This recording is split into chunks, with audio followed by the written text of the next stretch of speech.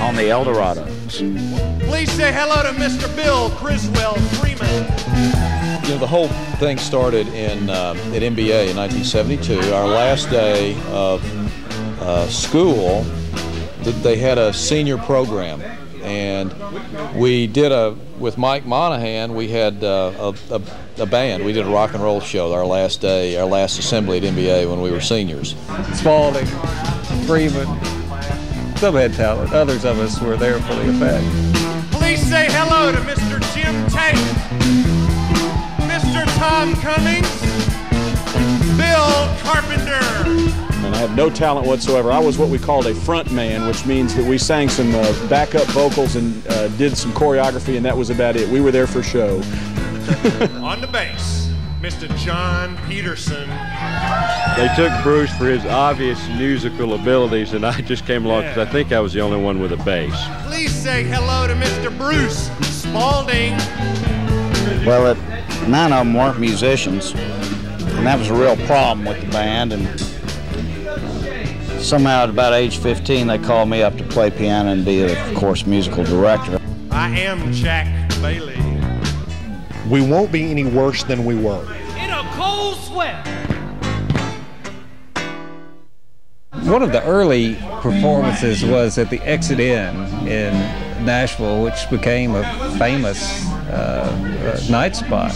But at the time, it was owned by one of our teachers at MBA, a guy named Brew Reynolds. And Brew let us come down there and play at the Exit Inn, although we were all underage at the time. There was at least 7 squad cars surrounding my car. All these guys have weapons drawn. They think we're delivering drugs. They've been told that this stuff's come in. They took my car completely apart. They ran in the back where we'd had some trunk from old equipment, looked through that. They were totally disappointed when they didn't find anything because they thought they had the biggest bust. Of course, Bill, we were at the Holiday Inn there in Franklin, and Bill Carpenter ran out and said, "My dad's a lawyer, and you got to have a warrant." And the highway patrolman says, "I'm gonna put your butt in jail if you don't get back in there and leave us alone." Well, probably the most outrageous gig was the wife swapping party we did, where we were playing on a balcony up above the dance floor, and as the night progressed, the ladies had less clothes on and the men were dancing with different women, and then we turned around and half the band was gone and they were down there dancing. I said shake, rattle and roll. Shake, rattle and roll. Shake, rattle and roll. Shake, rattle and roll. We won't do right, save your doggone soul.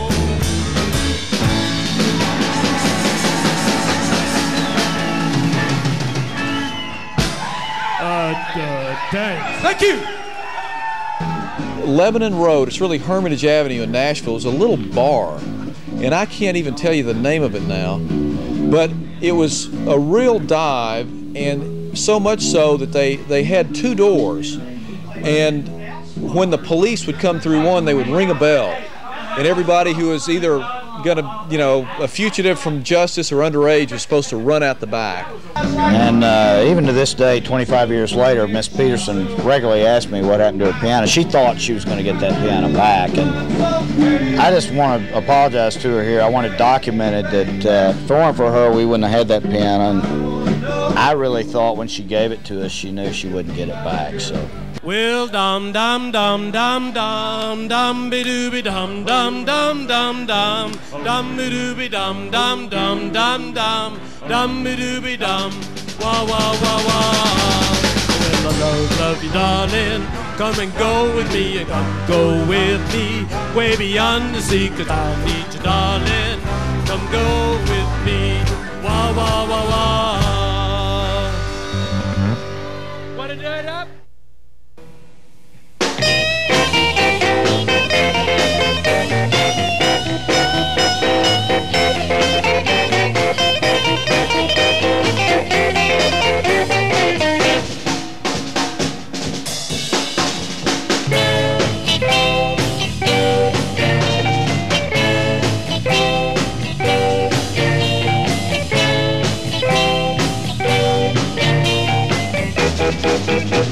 Thank you.